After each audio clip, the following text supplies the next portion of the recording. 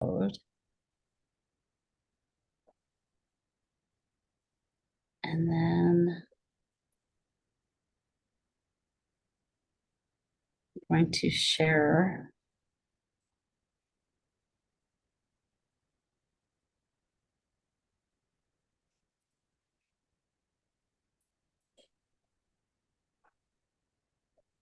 Share. I just got the agenda up here. There was a lot of stuff on the agenda, just so you guys are aware, but it's all pretty short stuff, so I don't think this is going to go for very long. Okay, can everybody see that? See it now. Okay. So, introductions. There's a lot of us here. Everybody knows who me and Brandon are, I assume. If you don't, send us a chat and we'll introduce ourselves, but okay. So there's been a lot of questions around the concurrent on campus. It's been a nightmare for all of us. Just I know it's a nightmare for you guys. It's a nightmare for me too. I did come up with some ideas. I've got a meeting in June with the scheduling office and the registrar's office to kind of discuss how we are going to go forward with this, because this isn't working for any of us. So there are going to be some changes. Maybe if it goes the way I would like it to go, basically it'll all look the same for you guys as it used to. So you'll have those specific CRNs for concurrent enrollment. Your students will register themselves. You just have to request it and then they can register themselves. You can register, you can go back to requesting just English 1010 instead of a specific CRN, and they can find one that has a seats available. So it'll look almost exactly the same as it has in the past, other than they will not be cross-listed. So they'll actually be able to see how many seats are available. So that'll be nice. If all goes well, that's what I'm hoping for. So possible changes when that is finalized, whatever changes that they end up making is finalized, I will make sure everybody is aware. I'll be sending out emails, so just keep your eye out for those and actually read my emails. I know there's some people that get busy and they forget, but that's going to be important if your students are doing concurrent on campus. There's been a lot of questions about labs. No labs, if it's a required lab, like so biology 1010, 1015, or 1610, 1615, those kind of things, those do not count towards their 3-class limit. So you can request 4 classes if one of them is a lab. Those registrations are not available in my CE yet. So the only way you can check right now to see if a student got registered for what they wanted is for them to go into their My SLCC account and look at their schedule. It's our IT office is working on it. They thought they had it. It's not quite what they thought it was going to be. It's just taking them a little bit longer than they had planned on. So as soon as those are available and you can see them, I will let you guys know. But for right now, that's going to be the only way for you to check and see if a student is registered in their concurrent on campus classes. I will say, like, if you sent in a request, if I was not able to register them into any of their classes that they requested or their alternatives, I put notes on there. So like if you didn't put all the alternatives on there, and there was one of 3 classes I was not able to register them for, I will put notes on there saying I was not able to register them into English 1010 because there was a prerequisite error or because it was full or whatever. So if there's no notes, they got registered in either their primary or their alternative request. So they just need to log in and see what they got registered for.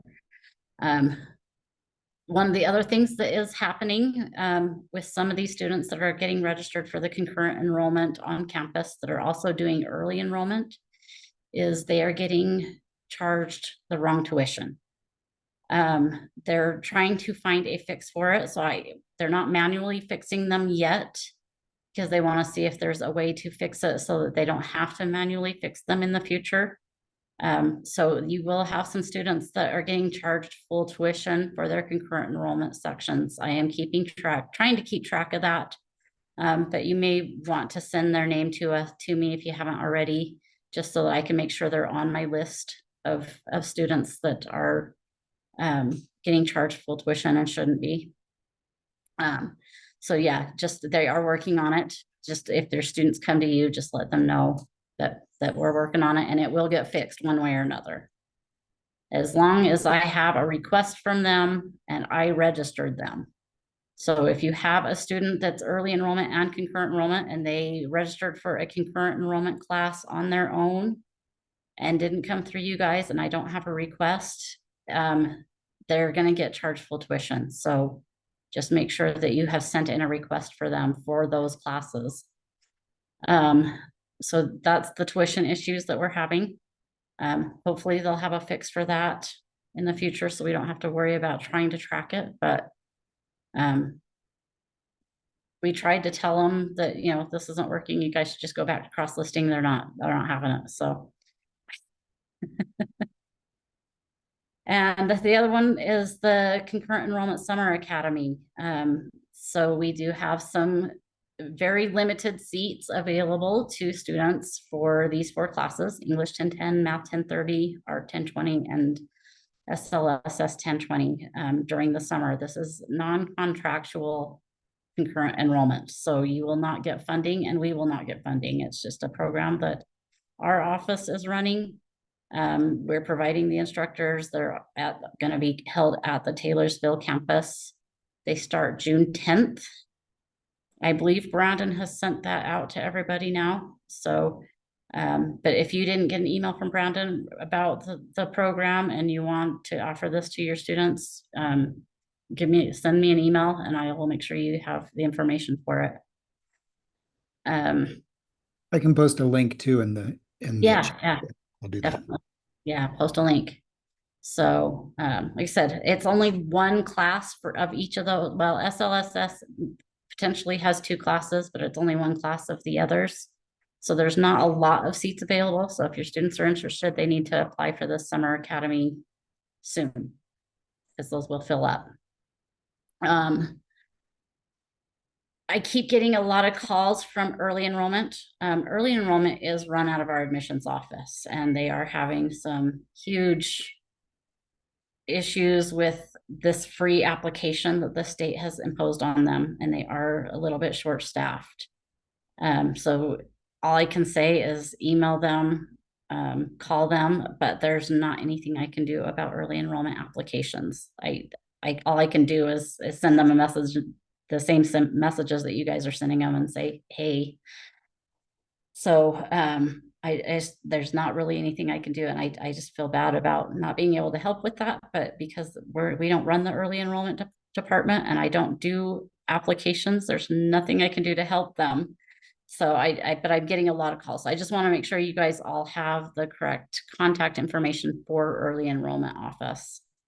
So, and that's right there on the agenda. These are the fees for electronic textbooks next year. So accounting 1110, 1120, looks like just about all of them went up except math for next year. So just so you guys are aware of the fee changes for those. Graduation data, I just put this on here, these other things, the graduation data and the concurrent on-campus grades, just so you guys are kind of aware of what our process is. Because I get a lot of emails saying, hey, can you send this to me? Can you send that to me? The graduation data, they send it to me at the beginning of May, and I send it out to the high schools. If you didn't get an email about who you, which of your students applied for graduation, they probably didn't apply, because I did send all of those out to you guys. And on that list, it will include anybody who applied for the certificate of completion for general education, and it will include anybody that applied for an associate's degree. So if you just have people that applied for the certificate or just people that applied for associate's degree, it's because that's all we have for your school. It could be that they just didn't apply, that they qualify, but they didn't apply yet by that time.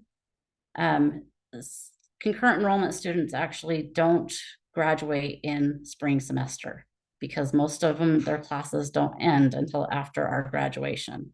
So they are actually processed as summer graduates. So if they are still wanting to apply to graduate, they still have time to do that. If they do want to walk, they are still able to walk and get a cord from the bookstore. They just have to go into any one of our bookstores and get a cord for their concurrent enrollment. So yeah, just so you guys are all aware on the graduation side. If anybody, does anybody have any questions about graduation? Okay. And then the on-campus grades. So when the grades are available to students, so what happens is the instructors on our campus have to have the grades in by the day before they are available to students.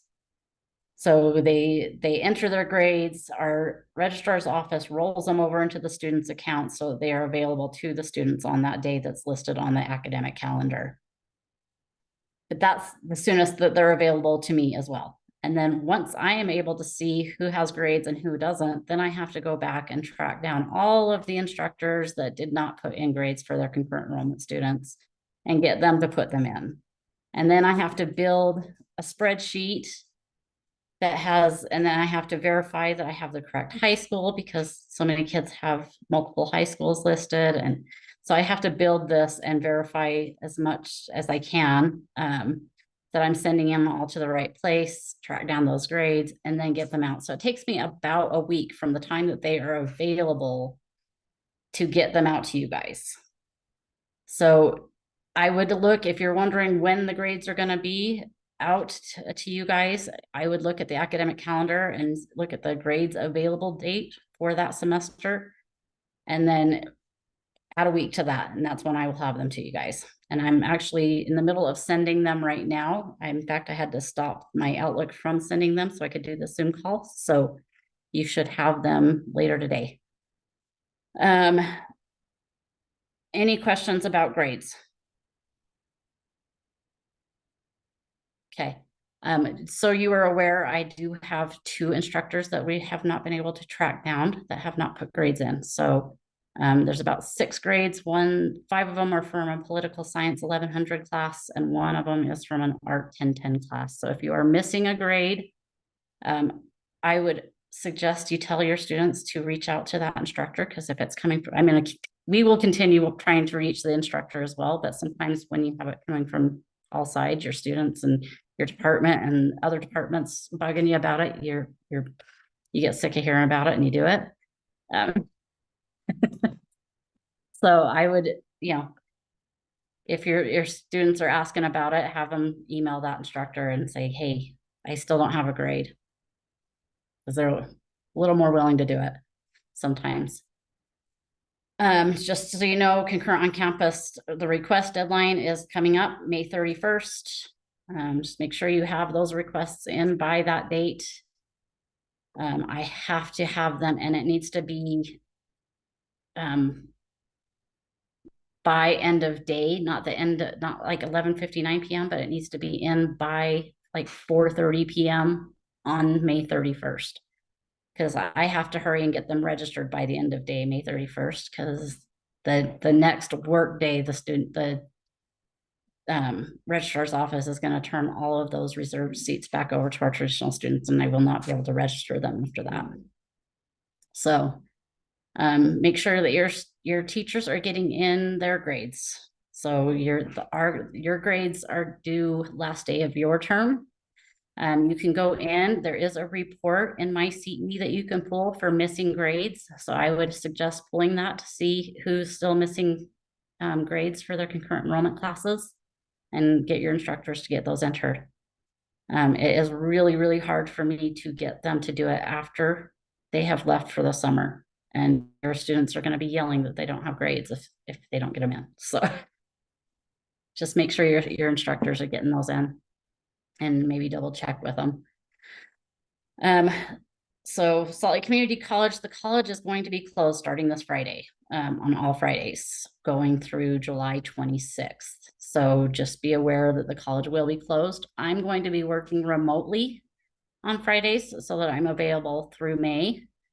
Until May 31st, I will be available to all of your, on all Fridays for you guys on the phone. I will not be in the office because the college, like the physical campus is closed, but I will be available on the phone on Fridays.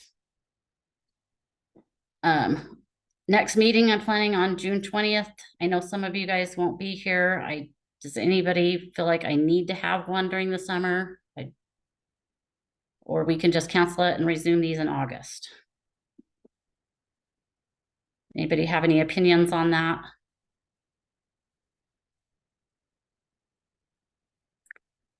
What is the date to be used for students receiving an E? So that is going to be, hold on, I have that somewhere. If it is a year-long class, I believe it's December 9th.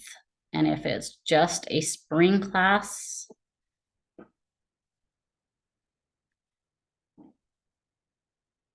we're a little bit slow here. Hold on.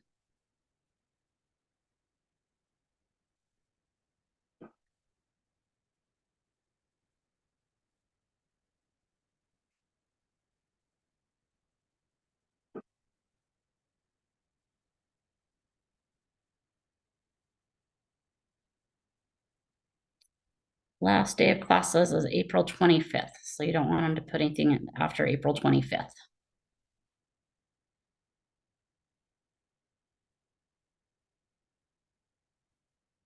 Okay, so I am going to cancel June and July and we'll resume meetings in August. Sounds like most everybody will be gone in June. So the filed in eTrieve note is basically Teresa saying that she has filed the form in our student filing system, in the college filing system. So that's just a note basically saying it's been filed.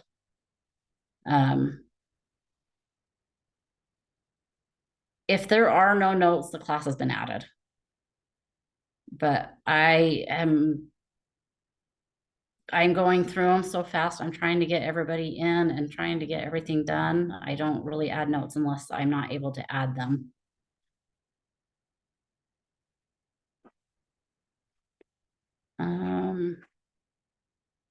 That's the summer bridge, August.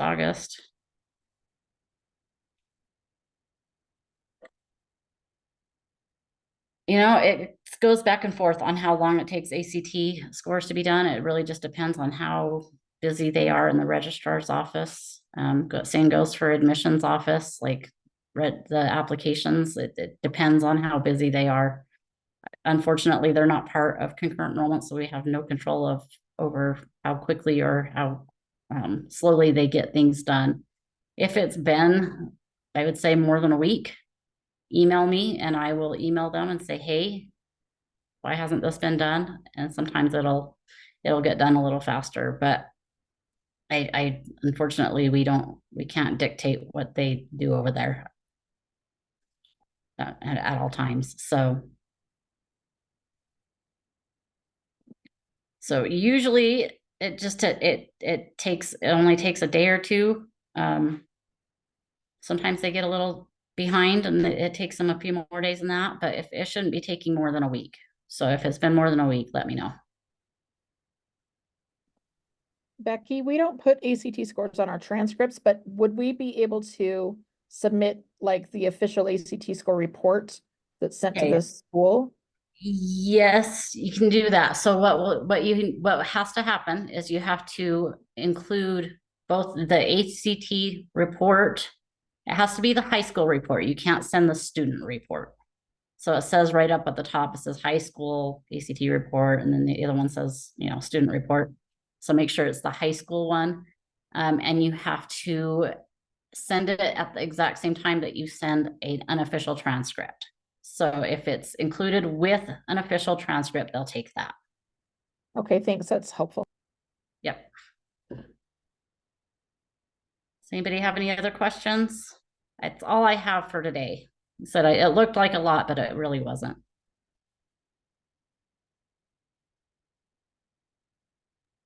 Does anybody have any questions about Summer Academy or about What's the gen ed deadline on the changes. summer academy for registration? Because I did not get that information sent to me, so I'm just barely pulling it up and hearing about it for the first time. What was your question again? What is the deadline for registration? I know there's limited space, but like, what does that timeline look like? Yeah, so May, let's see, I think we have May 31st is when they have to have applied. And then I think the deadline to register for the classes, once they've been accepted, is what is that, Becky? Is it the 14th? I believe, yeah, it was the 14th that they have to be ready by. The classes start June 10th. So, but they need to have applied to Salt Lake Community College through the USHE application as well. So they apply for the summer academy. We kind of go through and see if they qualify for what they're wanting.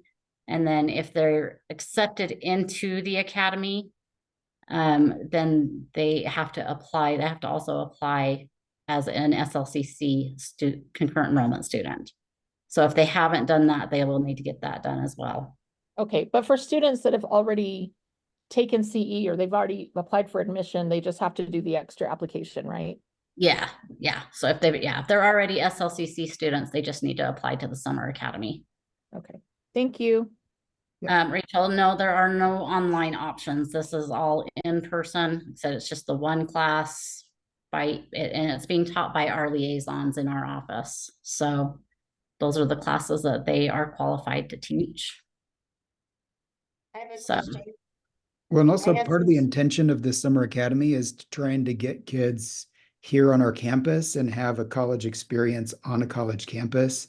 We've got a bunch of activities besides just taking a class. So the first day we'll have a pizza party and we'll have another pizza party somewhere in the middle or towards the end. And then also there's going to be weekly activities that the four faculty will be doing with the students to help them get to know the campus and the resources, and then just have fun. I think they're doing like a photo scavenger hunt and some other things.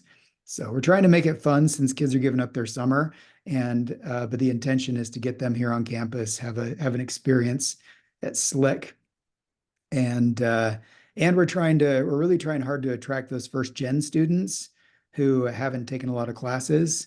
Although we've now at this point, we've opened it up so that any student can participate, whether they're first gen or not. And if they've taken 12 credits or more, they're still welcome to participate as long as they are going to be next year a junior or a senior. If they're not, if they're graduating or they're going to be a sophomore next year or freshman, they're not eligible.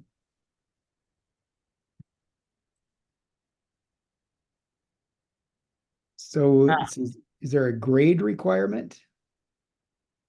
Yeah, just that they have to be starting fall semester, they have to be either a junior or a senior. So I think they're asking about GPA or anything like that. okay. And then, oh, I see. And then, yeah, the GPA requirement, we're saying a 3.0 to 4. We'll let you make your best judgment. The problem with the on campus in the summer is they will have no support system other than what the faculty provide. And they're going to try to provide something. But if you got a kid that's like 2.0 GPA or 2.5 and they struggle with showing up to class on time or at all, probably not a good candidate. So you want a kid that's going to be that's kind of self-driven and motivated and pretty well organized. So. But if they have a lower than 3.0 GPA, I mean, we're asking them to self-report it, but if they have a lower GPA and you think they could be successful, that's fine. They do still have to fulfill the prereqs for English 1010 and Math 1030. So they do have to have completed secondary Math 1, 2, and 3, and they do have to take the placement for the English 1010. And we asked them to self-report that, and we're going based on the self-report because we don't have their secondary math grades.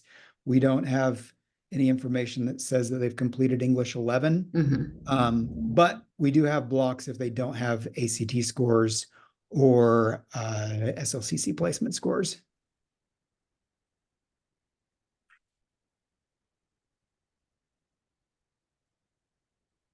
So yeah, with English 1010, they'll have to take the placement or send ACT scores.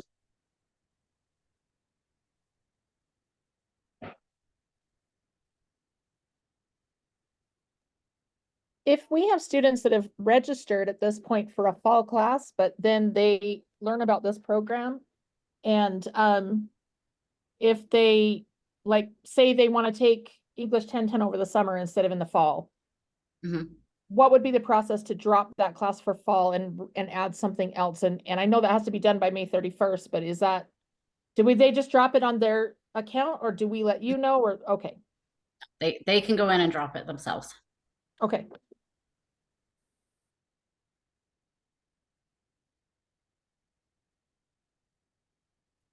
Okay, anybody else have any questions? Are there any All right. questions about the gen ed designation changes? I've had a few that Oh, have yeah. reached out to me about that. The main thing for the gen ed, like they don't go into effect until fall of 2025, all those changes that I sent out. So for now, they're still pursuing the requirements that are listed on that gen ed certificate of completion checklist. And they should continue to pursue that. And then fall 2025. I mean, if they're a freshman and they're starting this next year, they can look at those standards for 25 and follow those, or they can continue with the current ones. And then when they graduate, and if they want to graduate with their certificate, they just request that they graduate under this catalog year, not fall 2025 or later. So for incoming seniors, they are still following the current requirements, including that lifetime fitness. Yeah, that's right. One more year. Well, yeah, one more year and a half, something like that.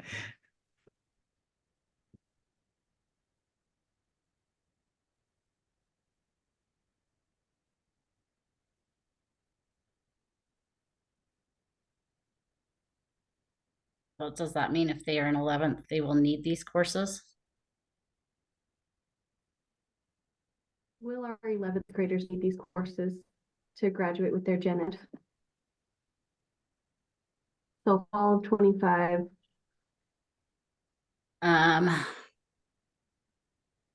So I think it starts on in 2026, right, Brandon? Yeah, well, And- fall 2025 is when all the changes go into place. Yeah. So if a student is going to be graduating before that with their gen ed certificate, then they should follow the current requirements. If they're going to be graduating after, then they can use the new requirements. Yeah. So yes, your 11th graders, are you saying 11th grade now or 11th grade next year? 11th grade next year. So they would be graduating in 2026, correct?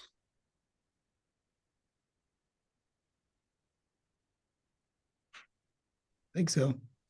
Yeah. Yeah. Okay.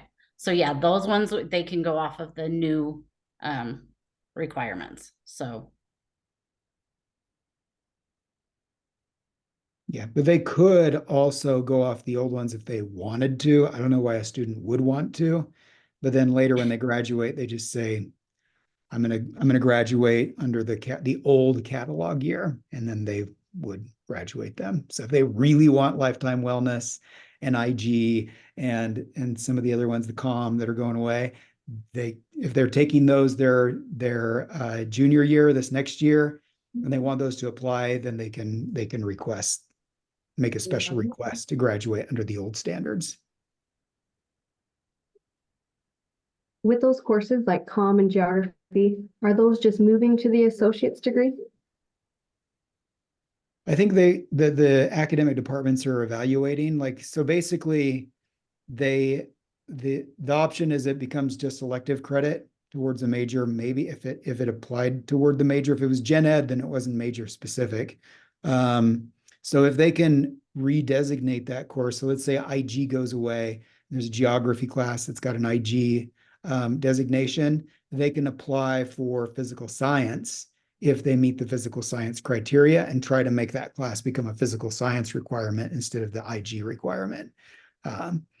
And it may work or it may not work. It probably wouldn't. Most of those classes probably will not convert unless they make some significant changes because there are specific requirements in order to meet a Gen Ed designation.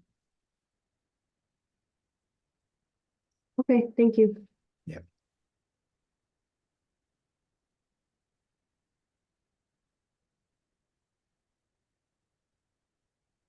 Hey. Doesn't sound like anybody has any questions, any more questions. I don't see any more comments. Okay, 3 more seconds. If anybody has a question, raise your hand now. Okay. All right, that ends it then. Thank you guys all for coming. I really appreciate all of you guys that attend these meetings and get the information. And it just makes everything easier when you guys are able to get the information firsthand and stuff. So I really, really appreciate you guys coming and attending. So I hope everybody has a really great day. I guess some of us still have to work tomorrow, but others don't. So, you know, you don't have to work tomorrow. Have a great weekend.